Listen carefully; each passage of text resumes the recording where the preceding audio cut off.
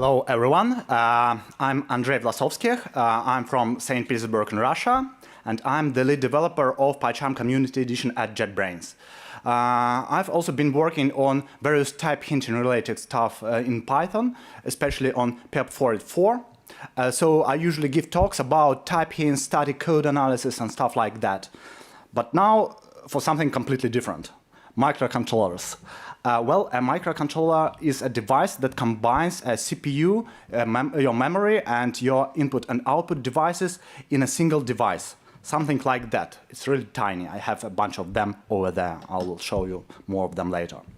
And these devices are used everywhere. So basically, they're used to control physical equipment, physical devices like proximity sensors, accelerometers, LEDs, servo motors, and so on. And there are billions of microcontrollers in the world.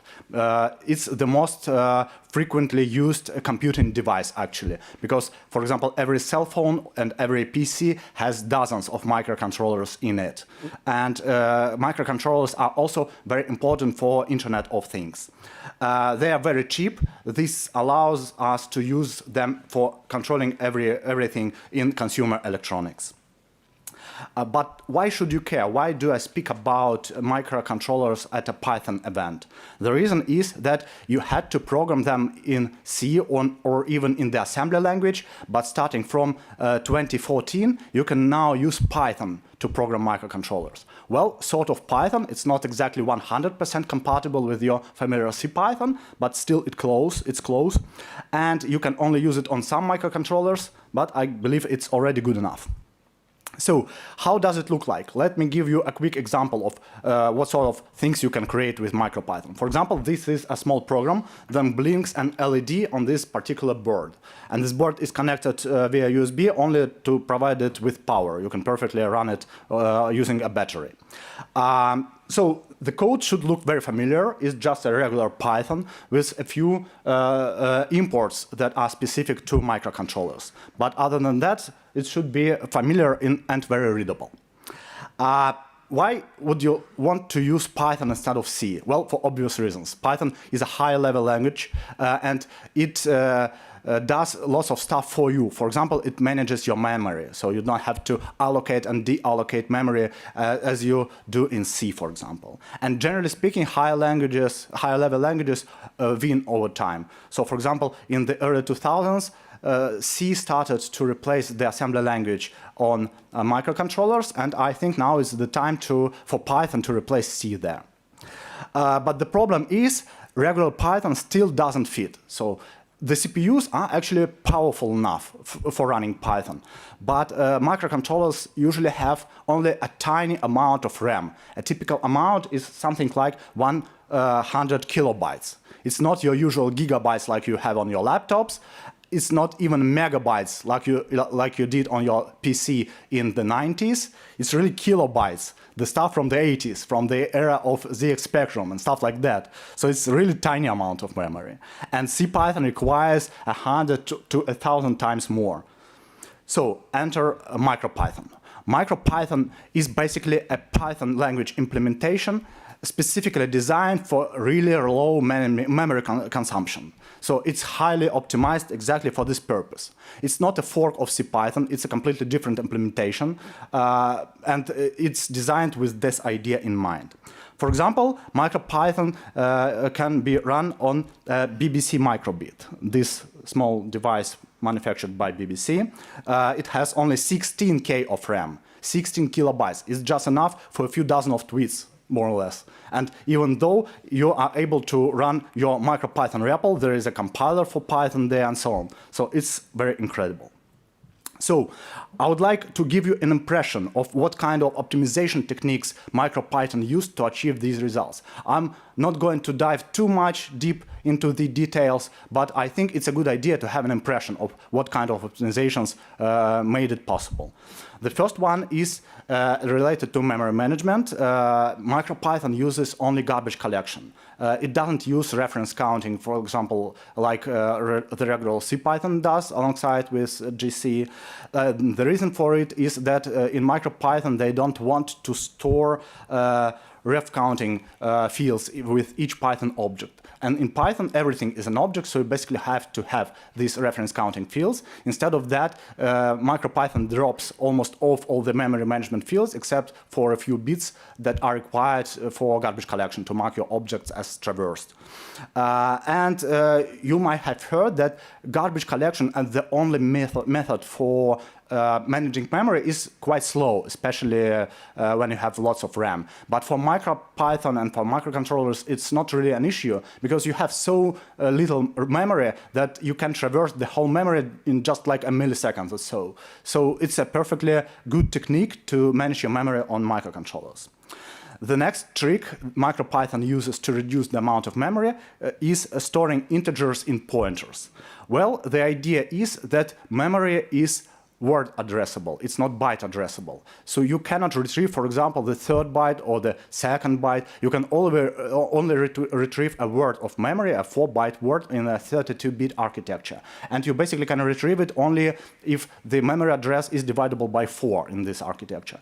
So you get your memory in words. And this means that the 2 lowest bits in your memory address are not really used for any purposes. You can just put some random stuff in there and it will continue to work. So MicroPython utilizes these 2 lowest bits. For example, if these 2 bits are zeros, then it's a regular pointer to your memory block. But if the lowest bit is 1, the rest of the 31 bits are actually the actual value of your integer. So the integer in MicroPython takes only 4 bytes of RAM. And how many bytes of RAM does integer take in your CPython? Who knows? 38. Any other ideas?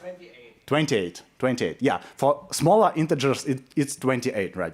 So it's for just storing the integer 1, having 28 bytes of RAM is huge, I think. The next technique is storing your objects in read-only memory.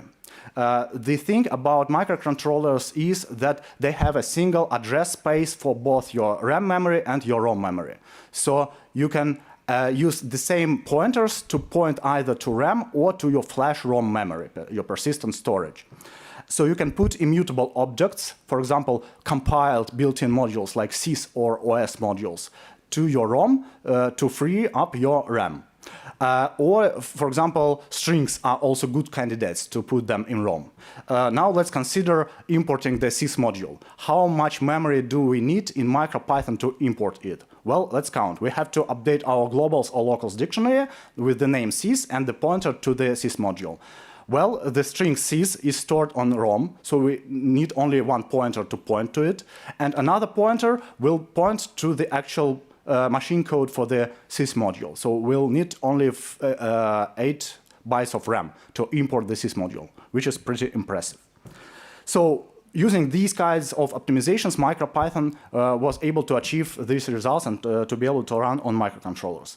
So what you get from MicroPython is more or less the same language as CPython 3.4 with just a few differences. For example, handling complex object class hierarchies is a bit different, or accessing your introspection techniques could also be a bit different. But other than that, the biggest change is that you don't have the full standard library of Python available on microcontrollers for obvious reasons, because there is just not enough space to do it. So the standard library is reduced just to a few modules. You can pick the right modules for you for your application and create a custom distribution of MicroPython, custom build.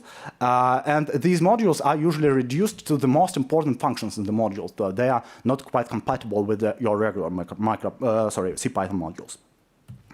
So we've talked about the MicroPython implementation, but most of us are not really core developers of MicroPython, right? We are more interested in using MicroPython to create some sort of Internet of Things applications, for example. So I'm going to speak about 7 features of what makes MicroPython coding different from CPython. And I think that 7 is the right amount for this talk. Starting from the feature number 0, as we count stuff in Python, the development process. It's really different.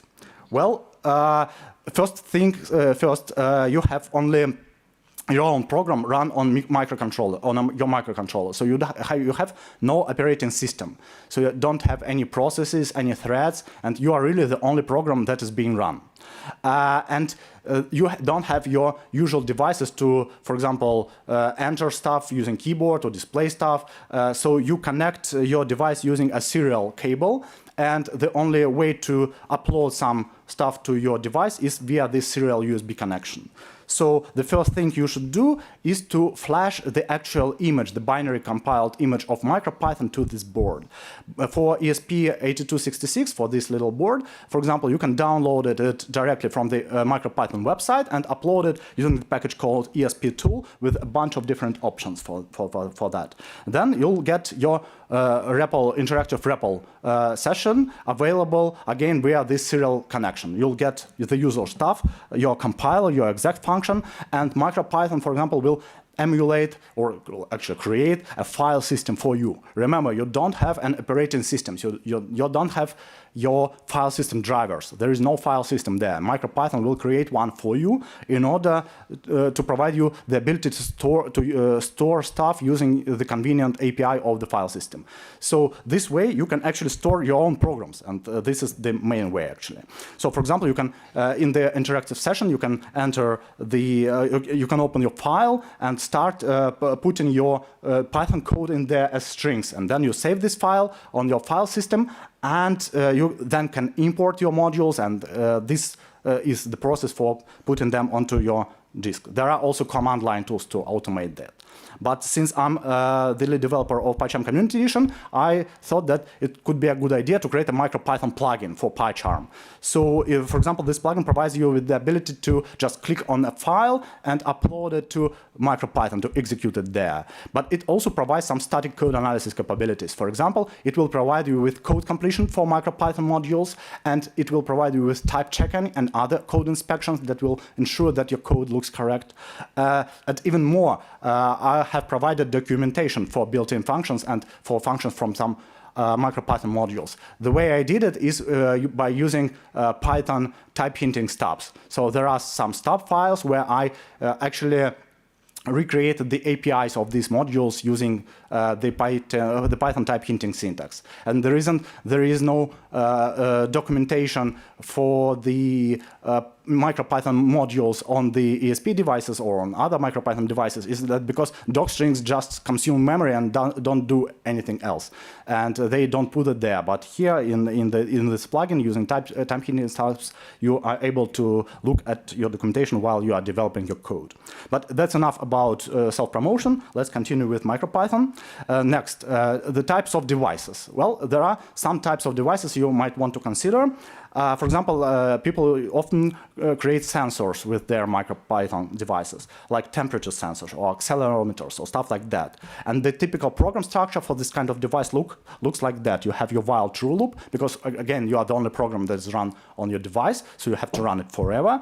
And then you basically take a measurement from your sensor, you store this data somewhere on your ROM memory, or you can, for example, send it via Wi-Fi if you are an IoT device, and then you go to sleep until the next it's time to read the next portion of data.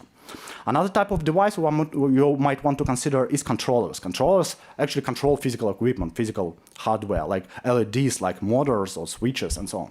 The program structure looks similar to sensors, but when you get some data from your user, like when the user presses some button, you actually have to drive your device. You have to enable it, you have to power it on, or send you some commands to act for this device to react upon it.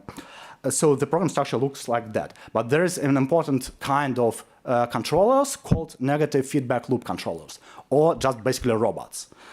These devices maintain some constant condition. They live in some environment. For example, a thermostat is a good example of a robot, or for example, a drone. The thermostat keeps the amount of the temperature constant. So basically you have to read your actual temperature, compare it to your desired temperature, and if there is any difference, you should act upon this difference to compensate for that.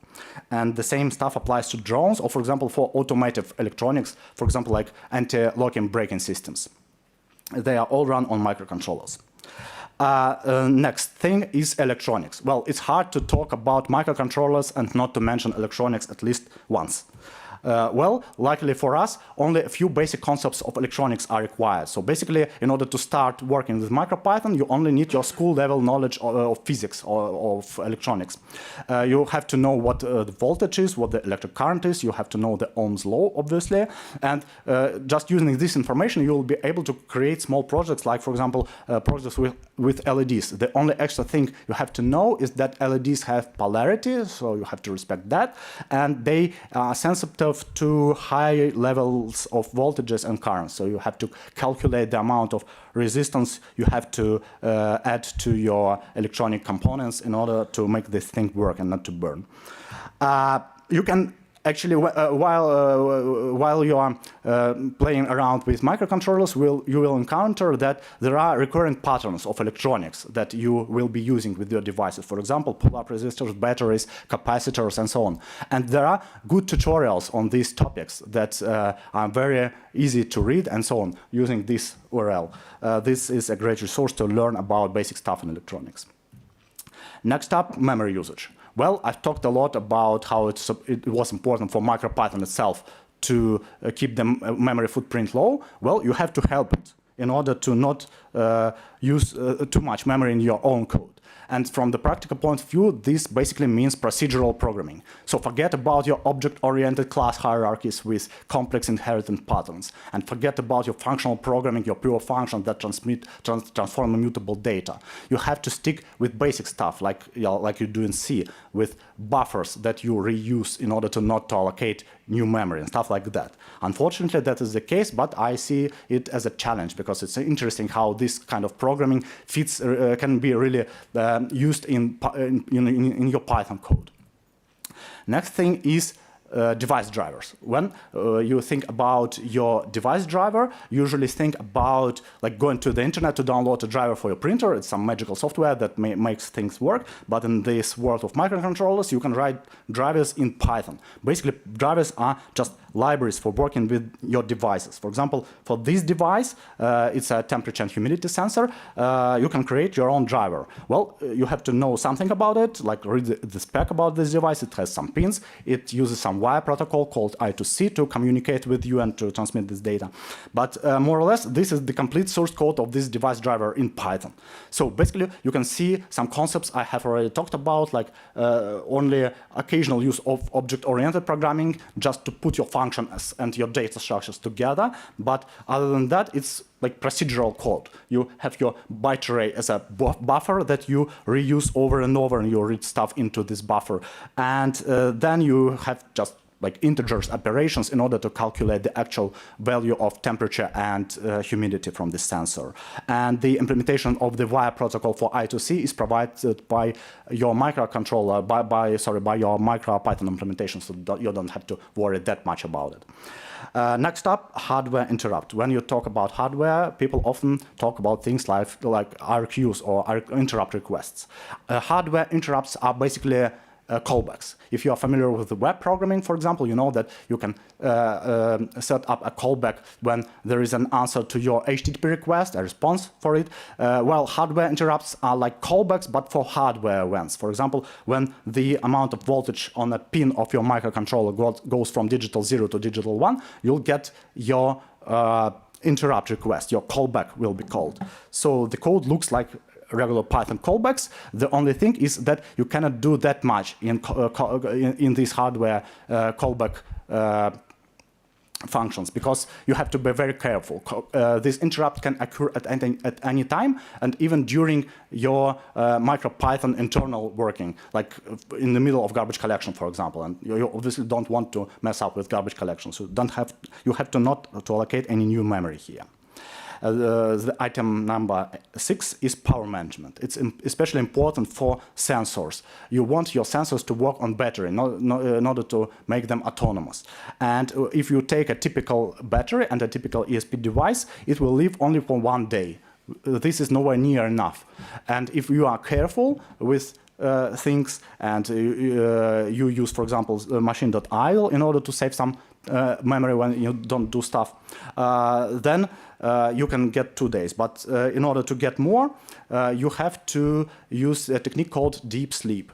Basically, you power down your CPU completely. Well, first of all, you store some state in order to be able to restore from this power down. But then you power down your CPU so it doesn't consume any energy. And the only thing that keeps running on your board is actually the real-time clock. And you set your alarm clock in order to wake your CPU up after a certain amount of time. And this way you can make your sensors work for like 6 months or so. And the item number 7 is debugging. Well, debugging is hard. It was always hard, but there is something wrong with my slide, right? And the reason for it is that I promised to talk about 7 features. And I started to count my features from 0. And the debugging was the 7th feature. So I'm out of my range of my byte array of features. So in MicroPython and SymPython, if you access the item that is out of range, you will get a nice index error, the traceback that will help to debug your program, and it's very helpful. And it's really different from what you used to have on microcontrollers using C, for example, when your program just starts to behave sporadically when you read some random data from your memory. And also having an interactive REPL helps a lot when you debug your code. But I guess that's pretty much it, because you don't have, for example, your step-by-step debugger yet. And just to recap, MicroPython is highly optimized for memory usage, and it's more or less compatible with CPython 3.4. And coding for microcontrollers is really fun. It's a bit different, but I can promise you it's a lot of fun to create your own hardware devices, your Internet of Things applications, or your combinations of hardware and software to create, for example, games for kids and so on. And I have a few devices like BBC Microbit, PyBoard, and others. You can stop by our booth at the expo hall right next to this room, and I'll show you various live demos so you can get a hands-on experience with these devices. And you can always reach me on Twitter if you have any questions. So, thank you.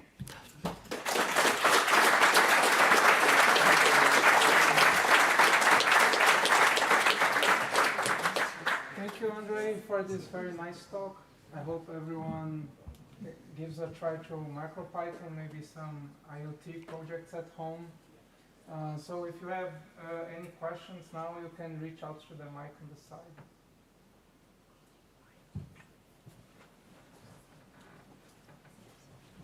Okay, so thank you for the talk. If I understood correctly, when you upload your script, it lives in the memory. So you have to take care to keep all. Yeah, when MicroPython interprets your Python code, it keeps in RAM. Yeah, so you should be careful with not writing too large programs. Yeah. Keep everything to a minimum. Yeah, or you can rewrite stuff in C and put it in ROM, but it's not ideal. Hi, so I was actually working on my MicroPython project. It was supposed to be like a music controller, and why it's important because it has both input and display. And I noticed, because I got schooled in like assembly 10 years ago and so on, and I basically done everything, like main loop was no ping, and everything was basically in interrupts. And my question is basically with Python now, because we can't really go that much into objective like style programming, how do you actually manage all this state when you, everything like, I know you have multiple buttons, they all can interrupt each other's work, but you can only like on your display have one thing to read on. Like, how do you manage the state with having so many interrupts to work in the same space, in the same device? Like, if you're not only one at a time. Yeah, well, I guess there are many techniques. The thing I used personally is that I had a global object and stored states in their fields, more or less, stuff like that. So I don't know of any advanced techniques for managing this problem, unfortunately. Thank you. How do you do debugging related with deep sleeping, as it could be low power device and could lose its communications? I guess there is no simple answer to this question. If your battery dies, that you cannot debug it, and if your device is currently in deep sleep, you have to provide a hardware signal to wake it up. So debugging could be complicated for these applications. there any way to create unit test for the code? I mean, outside the controllers. You can run your MicroPython interpreter on your laptop. There won't be any hardware-specific modules for that, but if you mock them, then you can test your core logic, but not the communications. You have to mock them. Hi, great talk. Do you have any benchmarks that compares the usage of MicroPython with the normal? You mean CPU-wise or memory-wise? Yeah, you use it. Yeah, I saw these benchmarks on the internet. Don't remember the site for it, but yeah, there were benchmarks, and I know that some people even use MicroPython on their laptops just to consume less memory and to write faster code. But of course, this approach is limited to certain applications. Cool. And do you know any big projects like with companies that uses MicroPython already, automotive? Nothing comes to my mind, unfortunately. European Space Agency. ESA, right? Mm-hmm. Thanks. All right, it's very silly, but where did you find this at $1? Uh, I have a bunch of those, but I bought them anywhere between $4 to $12. well, if you buy devices in small amounts, then they cost more. But you can order a huge pile of devices, and then you'll get discounts. I mean, if you create consumer devices, you create to sell them, and you can buy them in bulk in order to reduce the cost divided by unit. Yeah, fair enough. Thank you for the talk. I just want to take this opportunity to tell people that there is an open space today at 4. Oh, great. I'll be attending. About MicroPython and electronics in general. So if you are interested in that, you can. Cool, great. Any